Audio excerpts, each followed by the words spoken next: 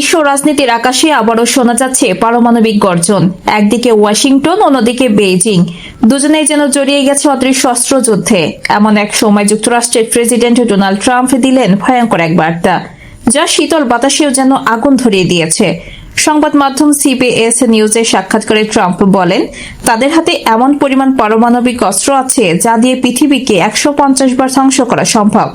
কথাটা শুনে প্রথমে অনেকে অতিরঞ্জিত ভাবলেও ট্রাম্পের গলায় ছিল এক ধরনের দৃঢ়তা, যেন তিনি বলতে চাইলেন এটাই বাস্তবতা।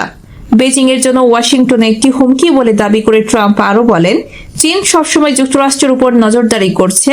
মার্কিন গোয়েন্দা সংস্থাগুলো আগে থেকে চীনের বিরুদ্ধে যুক্তরাষ্ট্রের বিদ্যুৎ গ্রিড ও পানি সরবরাহ ব্যবস্থার কিছু অংশে অনুপ্রবেশের অভিযোগ করে আসছে। বেজিং এর বিরুদ্ধে মার্কিন মেধাস্বত্ব ও নাগরিকদের ব্যক্তিগত তথ্য চুরির অভিযোগও করেছে তারা।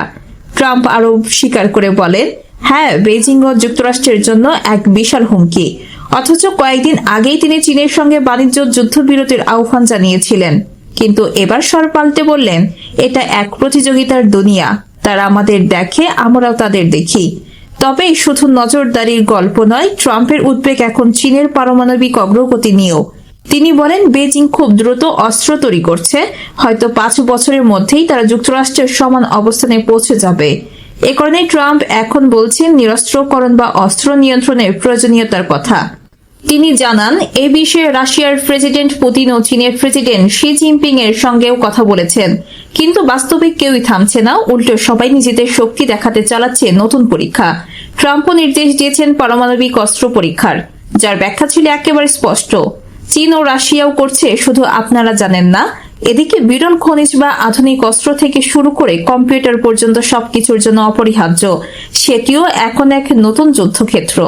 ট্রাম্পের মতে চীন 25 থেকে 30 বছর ধরে জমিয়ে রেখেছে এই খনিজ, আর এখন সেটাই তাদের শক্তি। অন্যদিকে আমেরিকার হাতিয়ার হলো শুল্ক আর উড়োজাহাজের যন্ত্রাংশ। দুই দেশই যেন একে অন্যকে চাপ দিতে চাইছে, কেউ বিরাল খনিজ, কেউ প্রযুক্তিতে।